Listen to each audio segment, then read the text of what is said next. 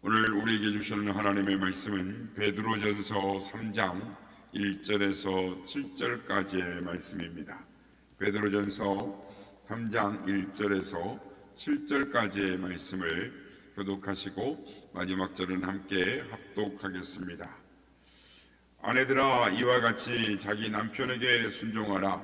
이는 혹 말씀을 순종하지 않는 자라도 말로 말미암지 않고 그 아내의 행실로 말미암아 구원을 받게 하려 함이니 너희의 두려워하며 정결한 행실을 봄이라. 너희의 단장은 머리를 꾸미고 금을 차고 아름다운 옷을 입은 외모로 하지 말고 오직 마음에 숨은 사람을 온유하고 안정한 심령에 썩지 아니할 것으로 하라. 이는 하나님 앞에 값진 것이니라. 전에 하나님께 소망을 두었던 거룩한 부녀들도 이와 같이 자기 남편에게 순종함으로 자기를 단장하였나니 사라가 아브라함을 주나 칭하여 순종한 것 같이 너희는 선을 행하고 아무 두려운 일에도 놀라지 아니하면 그의 딸이 된 것이니라. 다 같이요. 남편들아, 이와 같이 지식을 따라 너희 아내와 동거하고 그를 더 연약한 그릇이요 또 생명의 은혜를 함께 이어갈 대로 하라. 귀히 여기라. 이는 너희 기도가 막히지 아니하게 하려 함이라. 아멘. 할렐루야. 오늘도 우리 예배 가운데 함께 하신 주님을 찬양합니다. 그리고 새벽을 깨워 기도에 향해 나오신 모든 성도님들께 하나님의 은혜와 평강이 함께 하시길 기원드립니다.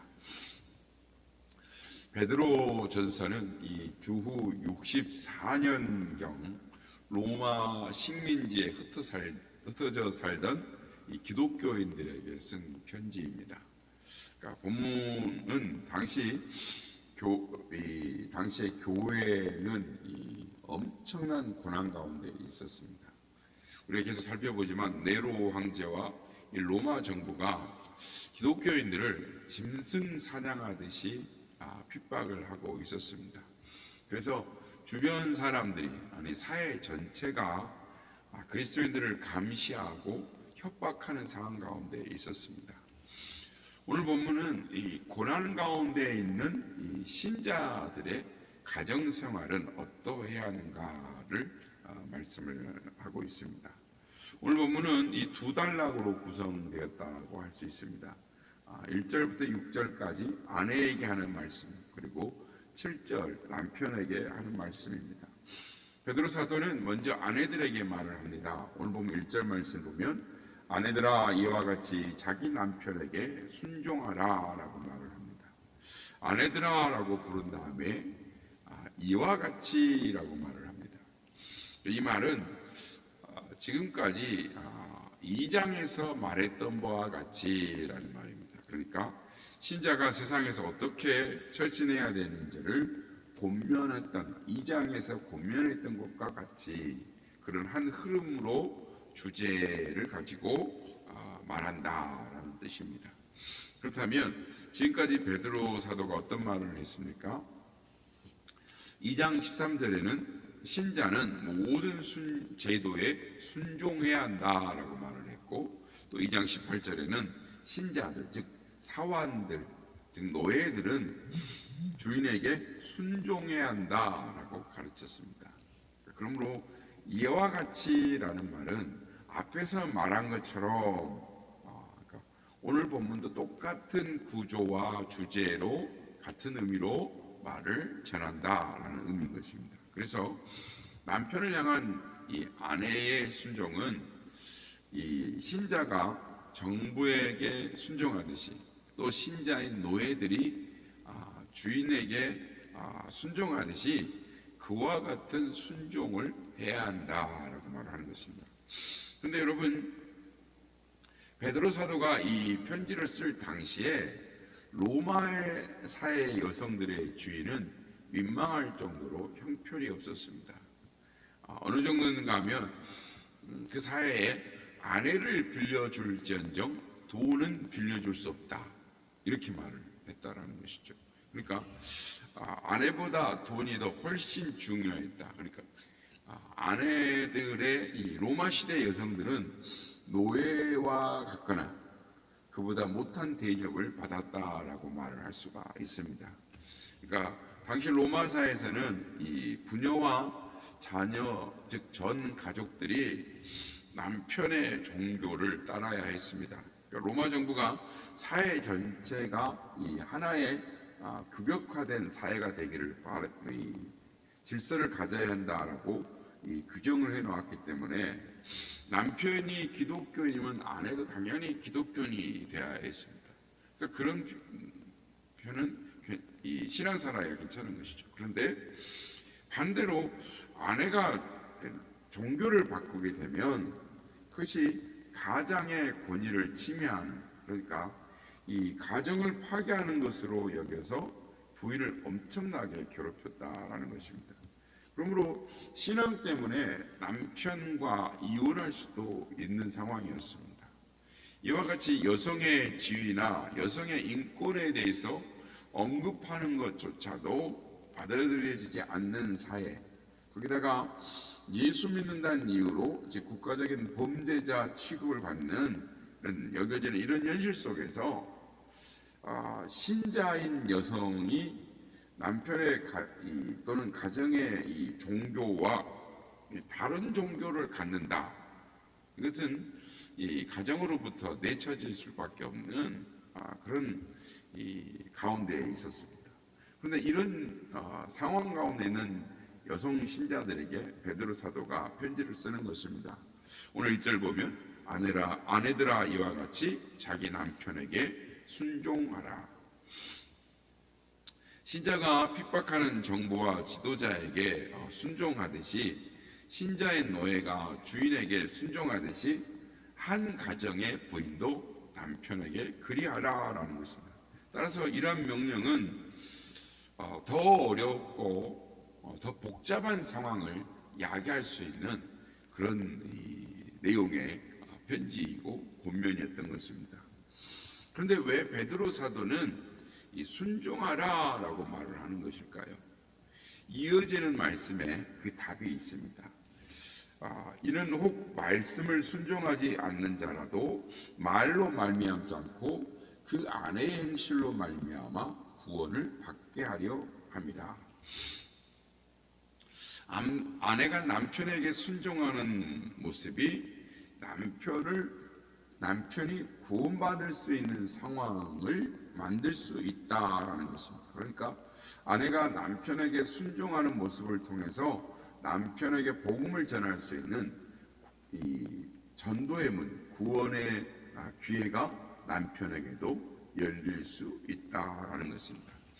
이 말을 반대로 해석을 하면 아내가 남편에게 순종하지 않고 대신에 그 남편의 성미를 건드리면 오히려 전도의 기회가 사라진다라는 것입니다. 그러므로 남편을 구원하기 위해서, 즉 복음을 증거하기 위해서는 아내는 남편에게 순종하라라는 것입니다. 오늘 본문 2절에 보면 아내가 남편에게 순종해야 하는 이유 두 번째를 말합니다. 2절 말씀입니다. 너희가 두려워하며 정결한 행실을 봅니다. 신자인 아내가 순종하는 것은 사실 남편 때문이 아닙니다. 주님 때문에 그렇게 사는 것이 신자의 참된 모습이기 때문입니다. 4절 후반부에 보면 이는 하나님 앞에 값진 것이니라 라고 말씀합니다. 그렇다면 신자인 아내가 남편에게 보여줘야 할 신앙의 가치가 무엇일까요? 4절 말씀입니다. 오직 마음에 숨은 사람을 온유하고 안정한 심령에 썩지 아니할 것으로 하라. 모든 신자들, 그 중에서도 여성 신자들은 반드시 가져야 할 두 가지 신앙적 가치는 온유함과 안정함에 있다라는 것입니다. 성경이 말하는 이 온유는 통제가 잘 되고 있는 인격을 말합니다. 그러니까 온유라는 건 뭐냐면 날뛰는 말, 그 말을 길을 잘 들여서 이렇게 끌고 가는 것, 이걸 온유라고 말합니다. 그러니까 잘 통제되고 있는 인격을 온유하다라고 말합니다. 그러니까 아무리 힘들고 어려운 상황이라 할지라도, 또 남편이 아무리 도발적인 말이나 행동을 할지라도 차분함을 유지하면서 관용과 사랑을 나타내 보이는 것이 온유이다라는 것입니다. 다음은 안정인데, 여기서 말하는 안정은 고요하다라는 뜻입니다. 그러니까 예수 믿더니 말 많아졌다라는 소리를 들어서는 안 된다라는 말입니다. 특히 불신 남편과 함께 사는 부인은 남편에게 말을 많이 하기보다는 하나님께 남편에 대해 말을 많이 해야 하는 것입니다. 즉, 자기 속에 일어나는 모든 감정과 말들은 하나님께 쏟아내고 남편 앞에서는 항상 안정을 유지해야 한다라는 것입니다. 결국 무슨 말인가 하면, 믿는 아내는 먼저 남편에게 자신의 속 사람의 변화를 나타내 보이라는 말입니다. 남편으로부터 먼저 인정을 받으라라는 말입니다. 남편이 자기 부인을 향해 말할 때 신앙 때문에 내 부인이 바뀌었어 라고 인정할 수 있어야 한다라는 것입니다. 다른 말로 말하면, 남편에게 순종하라라는 것은 아내로 하여금 남편에게 감동을 주어라, 감동을 시켜라라는 것입니다. 어거스틴의 어머니 이 모니카를 알 것입니다. 모니카는 이 방황하는 아들 어거스틴을 정말 오랜 세월 기도해서 이 변화시킨, 그 기도의 응답을 받은 그 어머니로 우리가 알고 있지 않습니까? 이것을 모르는 이 여성 신자들은 없을 것입니다. 그런데 모니카의 기도는 먼저 남편을 위한 기도였습니다. 그 결과 남편이 먼저 주님께로 돌아왔습니다. 그리고 이런 어머니의 모습이 아들 어거스틴에게 영향을 주었습니다. 그래서 어거스틴의 참회록에 보면, 나의 어머니는 아버지를 마치 주님 모시듯 했습니다 라고 기록을 하고 있습니다. 어머니 모니카의 삶에 대해서 먼저 그 남편에게 감동을 주었고 그를 주님께로 인도할 수 있었는데, 그런 모습이 그의 아들 어거스틴에게도 깊은 감동을 주었다라는 것입니다. 그러므로 아내된 성도 여러분, 남편에게 순종하십시오. 남편이 감동할 때까지, 그리고 그 자녀들이 감동받을 때까지, 그리고 그것 때문에 남편에게 혹은 다른 사람들에게 우리 주님의 복음이 전해지도록 해야 하는 것입니다. 다음으로 베드로 사도는 남편들에게 말을 합니다. 7절 말씀입니다. 남편들아, 이와 같이 지식을 따라 너희 아내와 동거하고 그를 더 연약한 그릇이요 또 생명의 은혜를 함께 이어받을 자로 알아 귀히 여기라. 이는 너희 기도가 막히지 아니하게 하려 함이라. 베드로 사도는 남편들에게도 두 가지의 말을 하고 있습니다. 강조를 하죠. 첫째는 지식을 따라 동거하라 라고 말씀을 합니다.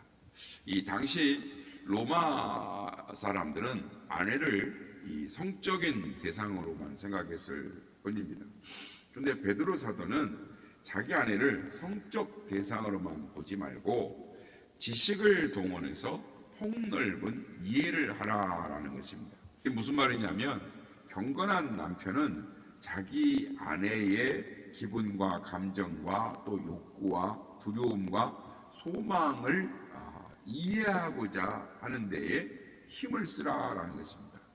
무슨 말이냐면, 예를 들면 이 게리 체프먼의 지은 이 5가지 사랑 언어라는 책에 보면, 내 아내는 어떤 언어를 좋아하는가, 그러니까 내 아내가 사용하는 언어가 무엇인가, 인정하는 말을 좋아하는지, 함께하는 시간을 좋아하는지, 선물을 좋아하는지, 봉사를 좋아하는지, 스킨십을 좋아하는지, 내 아내가 어떤 것을 좋아하는지 이해를 하고 힘쓰라는 것이죠. 현재 아내의 감정이 무엇인지, 아내의 고민은 무엇인지, 소망은 무엇인지 남편들이 지식적으로 알고 힘쓰고 그렇게 해서 아내와 동거하라라는 것입니다. 또 신앙 안에서 아내의 위치가 즉 하나님이 어떻게 내 아내를 창조했는지를, 그리고 앞으로 어떻게 인도하시는지를 믿음의 눈으로 아내를 바라볼 수 있어야 된다라는 것입니다. 베드로 사도는 아내는 생명의 은혜를 함께 이어받을 자라라고 말씀을 합니다. 그러니까 이 말은 아내가 남편과 영적으로 동등한 위치에 있다라고 말하는 것입니다. 그러니까 그 당시 로마 사회에서 아내를 노예나 그보다 더 못한 위치로 바라봤는데, 베드로 사도는 그렇게 봐서는 안 된다라고 말을 하는 것이죠. 두 번째, 베드로 사도는 남편들에게 아내를 귀히 여기라라고 말합니다. 내가 귀하듯이 아내도 창세 전에 하나님께서 예정하시고 섭리하셔서 이 땅에 태어나게 하셨고, 또한 지금 내 아내가 되게 하셨다라는 것입니다. 그러므로 믿음의 남편들은 아내를 귀하게 대접해야 한다라는 것입니다. 귀하게 대접하는 첫 번째 방법은 말부터 귀하게 사용하는 것입니다. 옛날 어르신들은 아내들에게 말을 함부로 하지 않았습니다. 즉 경어를 사용을 했습니다. 그러므로 우리는 남편들은 아내를 대할 때 이 말, 즉 언어 생활부터, 그러니까 집안에서 어떤 일을 하는 부분까지 귀하게 여길 줄 알아야 하는 것입니다. 그리고 마지막 결론적으로 기도가 막히지 않게 하라라고 권면을 합니다. 7절 하반절에 이는 너희 기도가 막히지 아니하게 하려 함이라. 쉽게 말하면 아내와의 연합의 그 교통함이 하나님과 연합의 교통으로 이어진다라는 것입니다. 그러니까 부부싸움을 하고 와서 하는 기도가 어찌 은혜스러운 기도가 되며 하나님께서 그 기도를 받으실 수가 있겠습니까? 그렇듯이 우리의 영적 생활을 위해서도 아내를 귀하게 여기고 잘 대주어라라는 것입니다. 말씀을 정리합니다. 그리스도인의 가정의 이 출발은 이 부부로부터 시작하는 것입니다.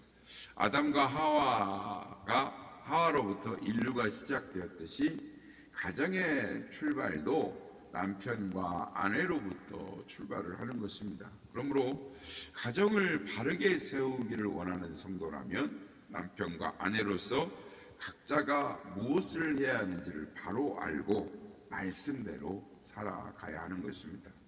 그리고 초대교회 당시에 어두운 이 로마 문화를 기독교와 기독교 가정이 바로 세웠듯이 오늘 깨어져 버린 또 어두워져 가는 가정을 우리 기독교와 기독교 가정이 다시 세워 나가야 하는 것이다. 무슨 말이냐면 세상 사람들이 보기에 기독교인 부부, 기독교인 가정을 보니 참 아름답다. 나도 저렇게 살아야지. 나도 기독교인이 되어야지. 그래서 그 부부를 닮아가고 싶고 그렇게 살아가고 싶고 그리스도인 가정처럼 나도 그런 가정을 세워야겠다라고 싶어하도록 그렇게 그리스도인들이 살아야 한다라는 것입니다. 바라기는 우리 선한 이웃의 모든 가정들이 다 그렇게 살아서 복음의 증거의 통로가 되는 다 그런 가정들이 되시기를 예수님의 이름으로 축복합니다.